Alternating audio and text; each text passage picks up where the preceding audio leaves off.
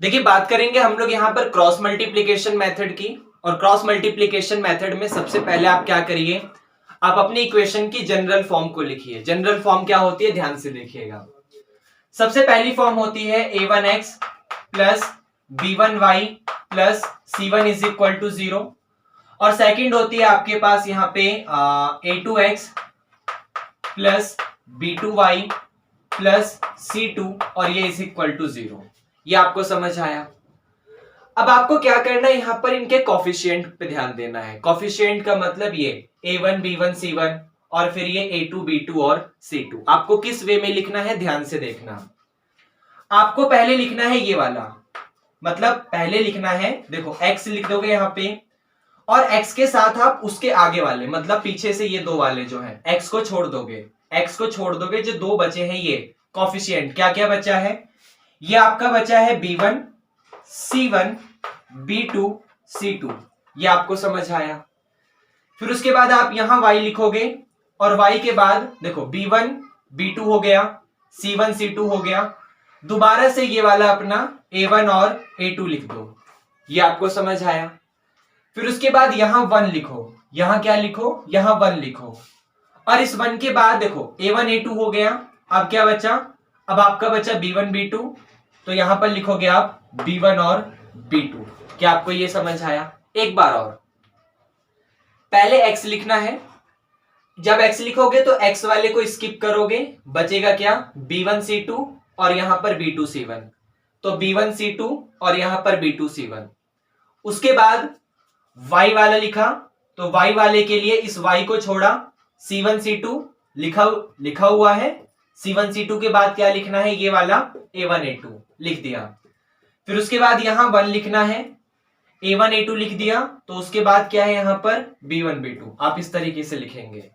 मतलब b1 b2 से starting होगी, b1 b2 c1 c2 a1 a2 फिर b1 b2। एक बार और, b1 b2 से स्टार्टिंग होगी, b1 b2 फिर उसके बाद b के बाद c1 c2, c के बाद दोबारा से a1 a2 और फिर a1 के बाद दोबारा से b1 b2। इसी b1 b2 से स्टार्टिंग होगी और इसी b1 b2 से एंडिंग होगी। ये आपको समझ आया। उसके बाद यहां पर आपको क्या करना है, ध्यान से देखिएगा। आपको क्रॉस मल्टीप्लाई करनी है, मतलब ऐसे b1 की मल्टीप्लाई करनी है c2 में और b2 की मल्टीप्लाई करनी है c1 में। लेकिन जब आप मल्टीप्लाई करेंगे तो बीच में माइनस का साइन लगाना है। ये क्रॉस मल्टीप्लीकेशन का रूल कहता है।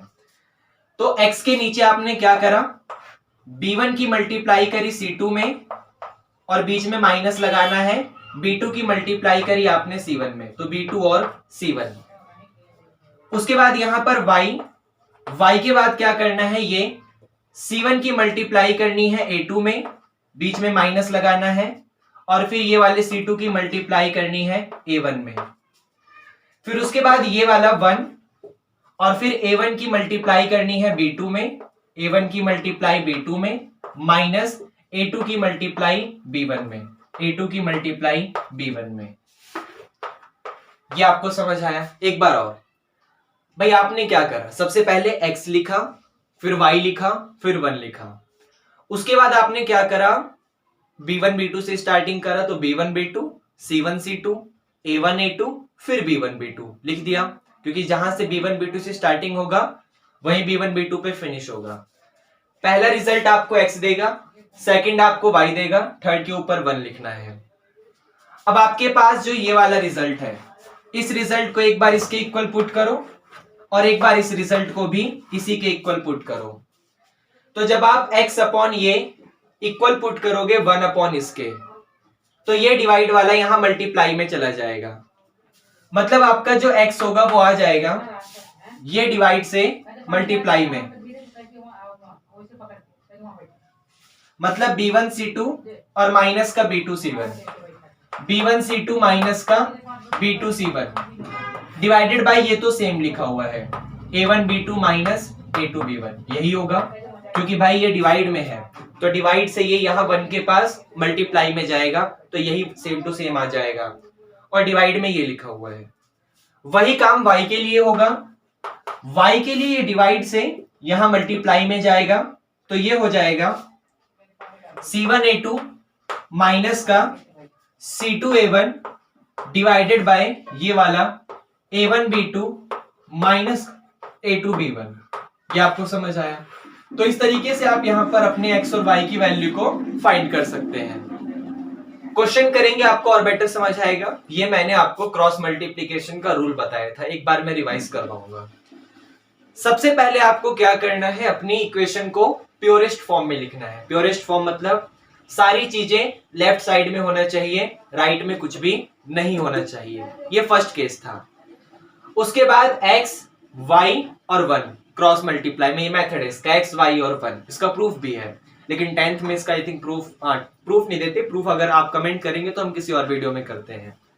तो यहाँ पे x, ये y और ये 1। शुरुआत करना है b1 b2 से, तो b1 b2, c1 c2, a1 a2 और फिर b1 b2। उसके बाद क्या करना है, क्रॉस मल्टीप्लाई, ये बीच में माइनस और ये, तो b1 की c2 में b1 c2, बीच में माइनस, फिर b2 c1, ये आ गया। फिर इसके लिए क्रॉस मल्टीप्लाई, बीच में माइनस, तो c1 a2, बीच में माइनस, c2 a1।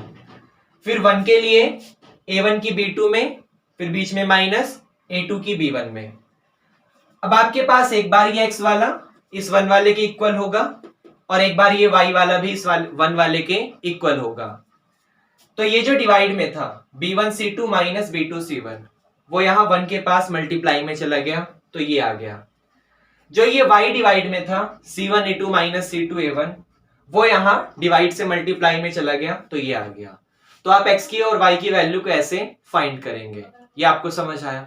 यहां पर आपके सामने वो वाले केस, मतलब जैसे देखिए यहां पर डिनोमिनेटर ये फ्रैक्शन की फॉर्म में लिखा है, तो फ्रैक्शन के पास डिनोमिनेटर आता है।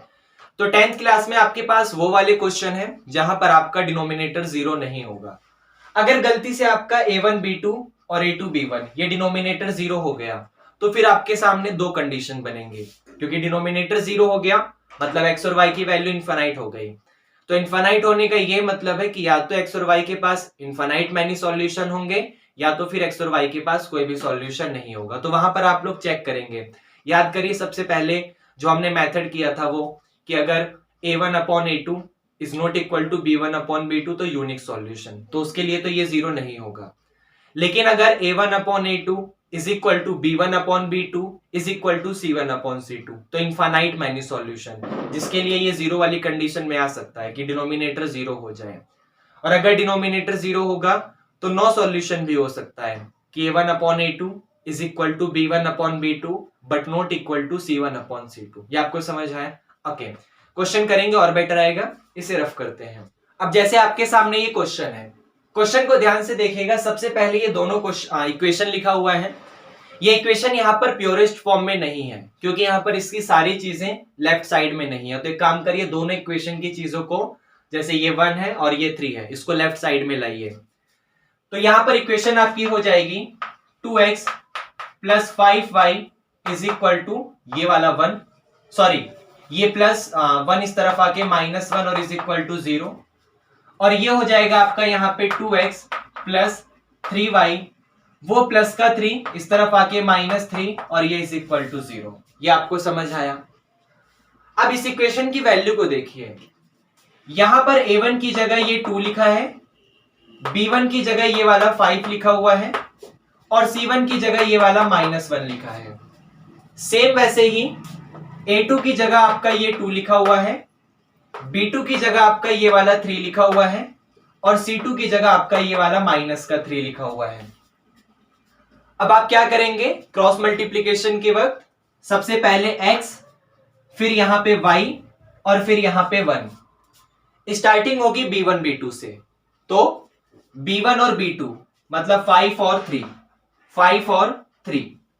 b1 b2 के बाद c1 c2, तो c1 c2 -1 और -3, -1 और -3। c1 c2 के बाद a1 a2, तो a1 a2 क्या था?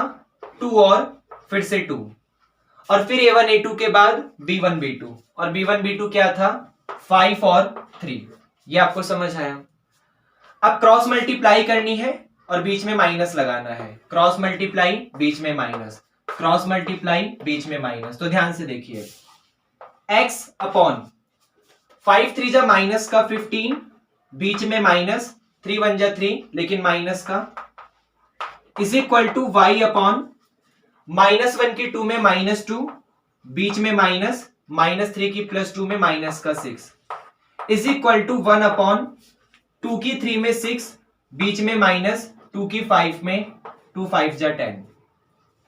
अब ध्यान से देखिएगा, ये आपका हो गया x अपॉन -15 माइनस माइनस +3, तो -15 में से 3 गया तो माइनस का 12 is equal to y upon ये -2 और माइनस माइनस +6, तो 6 में से 2 गया तो प्लस का 4 इज इक्वल टू 1 अपॉन 6 में से 10 गया माइनस का 4। अब एक बार ये x वाला पोर्शन इस 1 वाले के इक्वल और एक बार ये y वाला पोर्शन इस 1 वाले के इक्वल, तो x अपॉन में -12 इज इक्वल टू 1 अपॉन में -4, माइनस से माइनस कैंसिल, 4 3 जा 12, 3 को 1 के पास भेजो तो x की वैल्यू 3 आ गई। और जब y अपॉन 4 इक्वल होगा 1 अपॉन -4 के, तो 4 से 4 कैंसिल, -1 ऊपर चला गया तो y की वैल्यू -1 आ गई। मतलब जब हमने इस इक्वेशन को क्रॉस मल्टीप्लाई से सॉल्व किया तो x की वैल्यू 3 आ गई, y की वैल्यू -1 आ गई। तो ये आपके यहाँ पे क्वेश्चन था। एक क्वेश्चन और करते हैं। ओके, अब आपके सामने यहाँ पर ये सेकंड इक्वेशन है, ध्यान से देखिए। सबसे पहले सेकंड इक्वेशन में आपके सामने यहाँ x है, यहाँ y है, मतलब ये दोनों वेरिएबल का काम करेंगे। यहाँ x है, यहाँ y है, ये वेरिएबल का काम करेंगे। इसके पास x y में से कुछ नहीं है तो ये कांस्टेंट का काम करेगा। इक्वेशन पूरी की पूरी लेफ्ट साइड में है, मतलब प्योरेस्ट फॉर्म में है। बस इतना सा और करिए, 2 की मल्टीप्लाई अंदर कर दीजिए तो ये हो जाएगा आपका 2ax, फिर यहाँ पे माइनस का 2by और फिर ये वाला आपका प्लस का a प्लस 4b और यहां पर ये इज इक्वल टू 0। 2 की मल्टीप्लाई अंदर करिए, ये आपका हो जाएगा 2bx, फिर 2 की ay में करेंगे तो 2ay, फिर यहां पर ये प्लस का b माइनस 4a और यहां पर इज इक्वल टू 0। ये आपको समझ आया भाई, हमने 2 की मल्टीप्लाई कर दी। अब आपकी इक्वेशन प्योरेस्ट फॉर्म में आ चुकी है, जहां पे x के मल्टीप्लाई वाला a1 2a, y के मल्टीप्लाई वाला b1 माइनस 2b और ये c1 a plus 4b, a2 आपका 2b, b2 आपका 2a और c2 आपका b माइनस 4a। अब यहां से वैल्यू आएगी आपकी a1 की वैल्यू ये वाली 2a, फिर a2 की वैल्यू b1 की वैल्यू ये माइनस का 2b और c1 की वैल्यू ये a प्लस 4b, a2 की वैल्यू ये 2b, b2 की वैल्यू ये 2a और c2 की वैल्यू वो b माइनस का 4 है। ये आपको समझ आया। अब क्रॉस मल्टीप्लीकेशन में पहले x, फिर y और फिर 1। शुरुआत करनी होती है b1 b2 से, तो b1 b2 a1 a2 c1 c2 b1 b2 c1 c2 a1 a2 और फिर b1 b2। तो पहले b1 b2 मतलब माइनस 2b और फिर ये वाला 2a, उसके बाद b1 b2 के बाद c1 c2 मतलब a प्लस 4b और फिर b माइनस 4a, फिर उसके बाद फिर से a1 a2 मतलब ये 2a और ये वाला 2b, फिर से b1 b2 मतलब माइनस का 2b और ये वाला 2a। क्रॉस मल्टीप्लाई करनी है, बीच में माइनस लगाना है, क्रॉस मल्टीप्लाई करनी है, बीच में माइनस लगाना है, क्रॉस मल्टीप्लाई करनी है, बीच में माइनस लगाना है। तो x अपॉन माइनस 2b की इसमें करिए, माइनस 2b की b में करोगे माइनस का 2b स्क्वायर, माइनस 2b की इसमें करोगे तो माइनस माइनस प्लस का 2 4 जा 8 और ये वाला ab। सेम वैसे ही बीच में माइनस लगाना है और इसकी मल्टीप्लाई इसमें करोगे तो 2a की a में करोगे 2a स्क्वायर, माइनस की वजह से डायरेक्ट साइन चेंज कर रहा हूं क्योंकि स्पेस नहीं होगा फिर, तो 2a की a में होगी a स्क्वायर माइनस की वजह से -2a²। 2a की 4b में होगी तो 2 4 जा 8ab, लेकिन माइनस की वजह से माइनस का 8ab is equal to y upon a plus 4b की 2b में होगी तो 2b की जब a में होगी तो 2ab, फिर 2b की 4b में होगी तो 8b², फिर जब बीच में माइनस लगाना है 2a की b में करोगे, डायरेक्ट साइन चेंज करूंगा, 2a की b में करोगे प्लस 2ab आएगा, इस माइनस की वजह से माइनस का 2ab, और 2a की 4a में करोगे माइनस का 2 4 जा 8 और a², लेकिन माइनस की वजह से वो प्लस का 8a² हो जाएगा, इज इक्वल टू 1 अपॉन में 2a की 2a में करोगे 4a², बीच में माइनस, 2b की माइनस 2b में करोगे -4b², लेकिन ये हो जाएगा आपका प्लस का 4b²। क्या आपको ये समझ आया? 8ab से 8ab कैंसिल, 2ab से 2ab कैंसिल, तो ध्यान से देखिएगा, आपके पास बचा -2b² और माइनस का 2a², दोनों में से माइनस का 2 कॉमन है तो x अपॉन में माइनस का 2 कॉमन लिया और a² plus b² is equal to y upon 8b² plus 8a², 8 common लिया तो a² plus b² is equal to 1 upon 4a² plus 4b², तो 4 कॉमन लिया और a² प्लस b²। अब देखो, एक बार ये वाला इस 1 वाले के इक्वल और एक बार y वाला इसके इक्वल। अच्छा, a² प्लस b² तीनों के पास है तो कैंसिल कैंसिल कैंसिल, x के नीचे लिखा है -2 इज इक्वल टू 1 अपॉन 4, -2 को यहां भेजो तो x की वैल्यू आ गई -2 अपॉन 4, 2 2 जा 4 मतलब -1 अपॉन 2 आपकी x की वैल्यू। y के लिए y अपॉन में 8 इज इक्वल टू 1 अपॉन में 4, 4 2 जा 8, 2 को यहां भेजो तो y की वैल्यू 2 आ गई, मतलब x आपका -1/2 है और y आपका 2 है। तो ये आपका क्वेश्चन था, क्वेश्चन में बस a b था, मल्टीप्लाई करनी थी, बस यहीं पे आपको थोड़ा प्रॉब्लम होता तो होता मल्टीप्लाई वगैरह करने में, क्योंकि नंबर नहीं है a b है, बाकी क्वेश्चन बहुत आसान था। ये आपको समझ आया? ओके, उसके बाद देखिए नेक्स्ट क्वेश्चन है यहाँ पे हमारा, for what value of p and q, p और q की किस वैल्यू के लिए will the following pair of linear equation have infinite many solution, मतलब p और q की किस वैल्यू के लिए इन दोनों इक्वेशन के पास, मतलब ये जो पेयर ऑफ लीनियर इक्वेशन है इसके पास इनफाइनाइट मैनी सॉल्यूशन होगा। अब आपको पता है अगर किसी भी दो पेयर ऑफ लीनियर इक्वेशन के पास इनफाइनाइट मैनी सॉल्यूशन है तो वहां पर उसके तीनों रेशियो a1/a2, b1/b2, c1/c2 वो तीनों आपस में इक्वल आते हैं।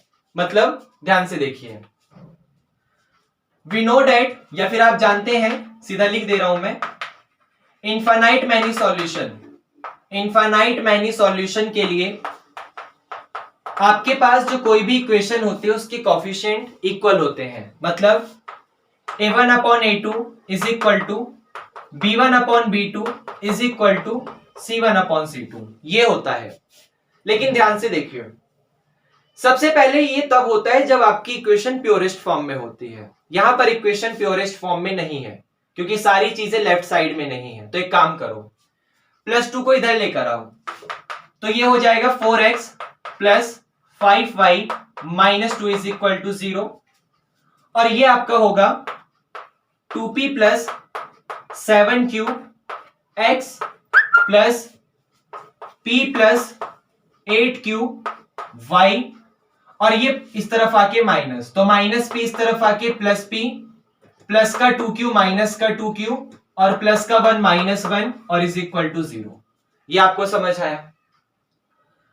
अब आपके पास यहां पर ये a1 है, ये b1, ये c1, a2 b2 और ये वाला c2। तो a1 का रिजल्ट आ गया आपके पास 4, b1 की वैल्यू आ गई 5 और c1 की वैल्यू आ गई माइनस का 2, और a2 की वैल्यू आपकी आ गई 2p प्लस 7q, b2 की वैल्यू आ गई P प्लस 8Q और C2 की वैल्यू आ गई P माइनस 2Q माइनस का 1। ये आपको समझ आया? अब सबके रेशियो को आपस में इक्वल पुट करिए तो A1 4 है तो 4 अपॉन ये मतलब 4 upon 2P plus 7Q 2P plus 7Q B1 upon B2 मतलब 5 upon P plus 8Q P plus 8Q C1 upon C2 मतलब -2 अपॉन P माइनस 2Q और माइनस का 1। अब एक बार आपके सामने ये वाली इक्वेशन इसके इक्वल और एक बार ये वाली इक्वेशन इसके इक्वल, या फिर आप लोग इसे इसके इक्वल पुट कर सकते हो, इसे इसके इक्वल पुट कर सकते हो, किसी भी तरीके से सॉल्व करो, आपका एक ही रिजल्ट बनेगा। मान लो पहले मैंने इसको इक्वल पुट किया, कैसे भी करो, आपके पास तीन कंडीशन है A B C, आप A is equal to B ले लो, आप A is equal to C ले लो, आप B is equal to C ले लो, कोई भी दो इक्वेशन पे काम करना है, एक ही आंसर आएगा।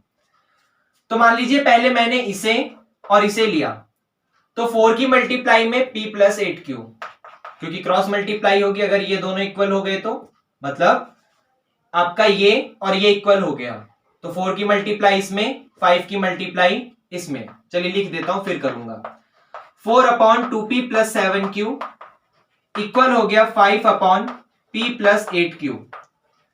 तो आपका रिजल्ट आएगा, क्रॉस मल्टीप्लाई करो, 4 की इसमें होगी तो 4P प्लस 4 8 जा 32Q, 5 की मल्टीप्लाई इसमें करो, 5 2 जा 10P, 5 की 7Q में करो तो 5 7 जा 35Q।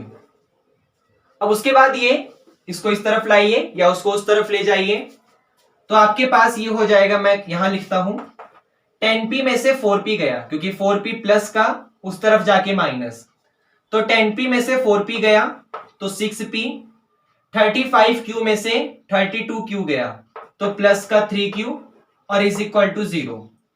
3 कॉमन लेके उधर भेज दो तो ये आपका हो जाएगा 2P क्योंकि 3 2 जा 6 और 3 1 जा 3 और ये इज इक्वल टू 0। ये आपको समझ आया? उसके बाद एक काम करिए, इसी को उसके इक्वल ले लीजिए या इसको उसके इक्वल ले लीजिए, एक ही बात है। मान लीजिए मैं फर्स्ट और थर्ड ले लेता हूं, ठीक है। चलिए, अगर मैंने इस बार 4 अपॉन 2P प्लस 7Q को इक्वल पुट करा माइनस का 2 अपॉन P माइनस 2Q और माइनस के 1 के, तो 4 की मल्टीप्लाई इसमें होगी तो 4P माइनस 4 2 जा 8Q माइनस 4 1 जा 4, माइनस 2 की मल्टीप्लाई इसमें होगी तो इज इक्वल टू माइनस 2 की 2P में होगी तो माइनस का 4P और माइनस 2 की 7Q में होगी तो माइनस का 14Q। अब आप लोग क्या करेंगे, सबको उठाकर एक तरफ लाएंगे तो जैसे माइनस का 4P इधर आकर प्लस, तो 4P और 4P आपका हो गया 8P, ये माइनस 14Q इस तरफ आके प्लस, तो 14 में से 8 गया तो प्लस का 6Q और ये माइनस का 4 इज इक्वल टू 0। सब 2 से कैंसिल हो जाएगा, मतलब पूरी इक्वेशन को 2 से डिवाइड कर दो क्योंकि ये भी 2 का मल्टीपल, ये भी 2 का मल्टीपल, ये भी 2 का मल्टीपल, तो ये हो गया आपका यहाँ पे 2 4 जा 8P, 2 3 जा 6Q और यहां पर 2 2 जा 4 और ये इज इक्वल टू 0। तो ये दो इक्वेशन है आपके सामने, इन दोनों इक्वेशन पे आपको अब देखना है। तो मैं क्या करूं, इसके ऊपर वाला रफ कर देता हूं क्योंकि स्पेस की कमी पड़ेगी हमारे पास, तो ये पूरा रफ कर दें क्योंकि काम की ये दोनों इक्वेशन है, ठीक है। अब आपके सामने इक्वेशन आई है यहाँ पे 2P plus Q is equal to 0 और ये इक्वेशन आपके पास आई है यहाँ पर 4P प्लस का 3Q और ये माइनस का 2 इज इक्वल टू 0। ये आपके पास इक्वेशन है। अब आपको क्या निकालना था कि P और Q की वो वैल्यू बताइए जिसके लिए इसके पास इनफाइनाइट मैनी सॉल्यूशन हो। तो मैंने क्या करा, मैंने तीनों कंडीशन को A1 upon A2, B1 upon B2, C1 upon C2 सबको इक्वल पुट करा और सॉल्व करने के बाद ये कंडीशन आई, मतलब यहां पर दो linear equation, two linear equation in two variable में जनरेट हो गया। तो अगर मैंने यहां से P और Q की वैल्यू निकाल ली, मतलब इस इक्वेशन का सॉल्यूशन आ जाएगा। और ये इक्वेशन किसका सॉल्यूशन है, ये इसके इक्वेशन उसका सॉल्यूशन है जिसकी वैल्यू मुझे फाइंड करनी थी। मतलब इसकी वैल्यू निकालो तो इसकी वैल्यू आएगी, और ये क्या था, ये तो उसका सॉल्यूशन था, तो इनडायरेक्टली इसकी वैल्यू किसका सॉल्यूशन आएगा, वो जो पी और क्यू मुझे फाइंड करना था। तो आपके पास दो इक्वेशन बनी है, इसको हम सॉल्व करेंगे, ध्यान से देखना। क्रॉस मल्टीप्लाई लगाते हैं तो a1 की वैल्यू आपकी 2 आ गई, b1 की वैल्यू आपकी 1 आ गई और c1 आपका 0 आ गया, a2 आपका 4 आ गया, b2 आपका 3 आ गया और c2 आपका -2 आ गया। ये आपको समझ आया? तो क्रॉस मल्टीप्लाई में पहले x फिर y और फिर यहां पे 1। तो x क्या है, शुरुआत कहां से करना था, b1 अपॉन b2 मतलब 1/3, 1/3। फिर उसके बाद c1 c2 मतलब 0 और -2, 0 और -2। फिर a1 a2 मतलब 2 और 4, 2 और 4। फिर लास्ट में b1 b2 मतलब 1 और 3, 1 और 3। अब क्रॉस मल्टीप्लाई बीच में माइनस, क्रॉस मल्टीप्लाई बीच में माइनस, क्रॉस मल्टीप्लाई बीच में माइनस। तो 1 की -2 में करोगे तो x अपॉन -2, बीच में माइनस, 3 की 0 में 0। y के लिए 0 की 4 में करोगे 0, बीच में माइनस, -2 की 2 में करोगे -4 इज इक्वल टू 1 अपॉन में 2 की 3 में करोगे 6, बीच में माइनस, 4 की 1 में 4। तो x upon -2 is equal to y upon -+4 is equal to 1 upon 6 में से 4 गया 2। एक बार x अपॉन 2, अच्छा यहां पे p और q है, सॉरी, तो यहां पर आप p और q लिखिए, क्योंकि यहां पर हमारा वेरिएबल p q है ना, तो आप p q लिखेंगे। लास्ट टाइम हमारे वेरिएबल x और y थे, तो आप लोग वहां पर x y लिख रहे थे। इस बार आपका p q आ गया तो p q लिखना, याद रखना। ओके, हाँ, तो p अपॉन -2 एक बार इसके इक्वल होगा 1/2 के, 2 से 2 कैंसिल, -1 1 के पास चला गया तो p की वैल्यू -1। और एक बार ये q अपॉन 4 इक्वल होगा 1/2 के, 2 2 जा 4, 2 उधर चला गया तो q की वैल्यू 2। मतलब अगर आपका p -1 होगा और आपका q 2 होगा तो वो जो सबसे पहले इक्वेशन लिखी थी उनके पास infinite many number of solution होंगे, इनफाइनाइट मैनी सॉल्यूशन होंगे। क्या आपको ये क्वेश्चन समझ आया? ओके।